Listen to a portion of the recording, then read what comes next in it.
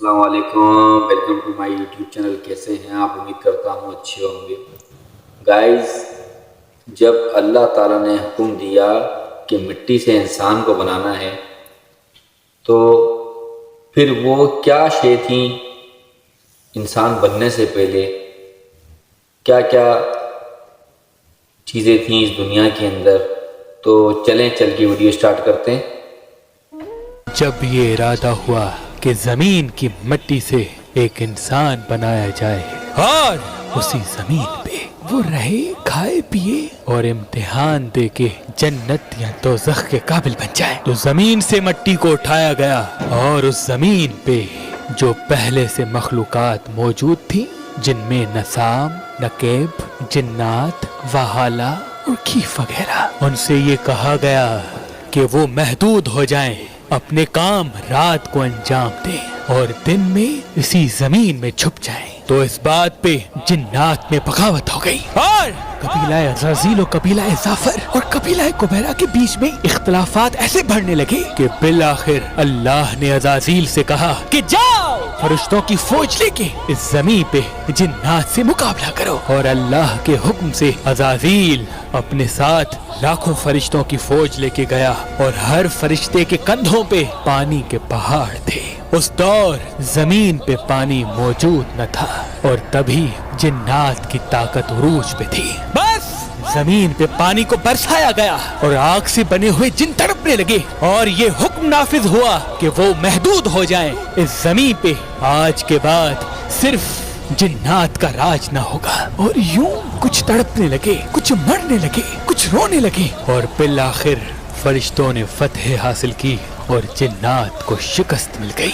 لیکن وہ جو پانی کے پہاڑ فرشتے جنت سے لے کے زمین پہ آئے تھے، وہ جنت کا پانی زمین پہ پھیل چکا تھا اور یوں اس پانی نے سمندر کی شکل اختیار کر لی، اور تب سے وہ سمندر کا پانی سورج کی گرمی سے فضا کے توسط سے آسمان پہ آتا ہے اور پوری زمین پہ بارش برساتا ہے، اور وہی پانی کبھی سردی سے جم جاتا ہے تو کبھی گرمی سے پگھل جاتا ہے، اور اسی پانی سے پھر اللہ نے اسی زمین پہ سبزہ اگایا۔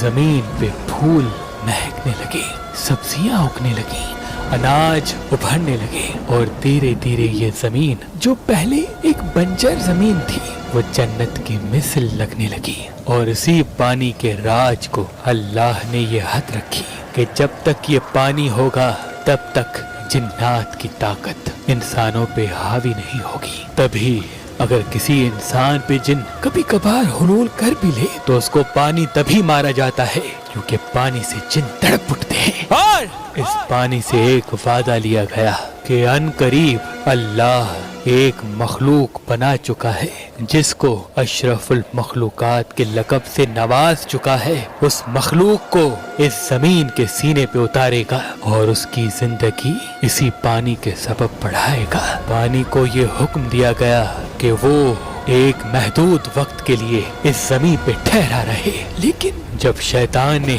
اس اشرف المخلوقات کو سجدہ کرنے سے انکار کر دیا تو جنات میں پھر سے بغاوت ہو گئی، اور شیطان نے اللہ سے یہ کہا کہ اے میرے خالق، تو مجھے اتنی عبادت کا صلہ کیا دے رہا ہے؟ اللہ نے کہا اے عزازیل، مانگ، کیا مانگتا ہے؟ اس نے کہا مجھے اتنی مدت دے اور میری قوم کو اتنی طاقت دے کہ میں اس کو گمراہ کر سکوں۔ تو اللہ نے کہا جا، تو بھی اس زمین پہ اپنے قبائل کے ساتھ رہ اور کوششیں کرتا رہ، جو میرے نیک بندے ہوں گے وہ کبھی تیری پکڑ میں نہیں آئیں گے۔ تو شیطان نے کہا اے میرے اللہ، میں زمین پہ رہوں تو صحیح، لیکن ہمارا زمین پہ رہنا محال ہے کیونکہ وہاں پانی بستا ہے اور ہم آگ کے بنے ہوئے ہیں، ہمارا وہاں کوئی بس نہیں چلتا اور ہماری قوم وہاں حقیر سی لگتی ہے۔ اور پھر اللہ نے فرشتوں سے کہا کہ جاؤ، نمک کے پہاڑ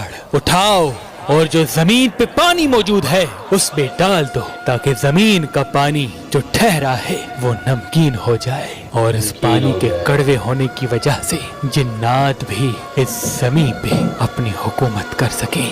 اور پھر یہ کہا گیا کہ اے عزازیل سن لے، जो पानी समंदर में है उसके कड़वे होने की वजह से तेरी ताकत में कोई किल्लत नहीं आएगी, लेकिन जब ये पानी इस नमक से अलग होकर आसमान में बादल बनेगा और बादलों से बरसेगा, उसकी बूंद बूंद में वो शिफा होगी जो तेरी ताकत को हकीर बनाएगी। इमाम अली अलैहिस्सलाम ने फरमाया, अगर किसी इंसान पे किसी बुरे जिन का असर हो जाए तो वो बरसात का पानी उस मरीज पे छिड़के तो अल्लाह के करम से बुरा जिन भी बहुत तकलीफ देखेगा और इंसान से दूर हो जाएगा। जी व्यूअर्स, तो देखा आपने कि जिन्नात को अल्लाह ताला ने आग से बनाया और मिट्टी के साथ इंसान को।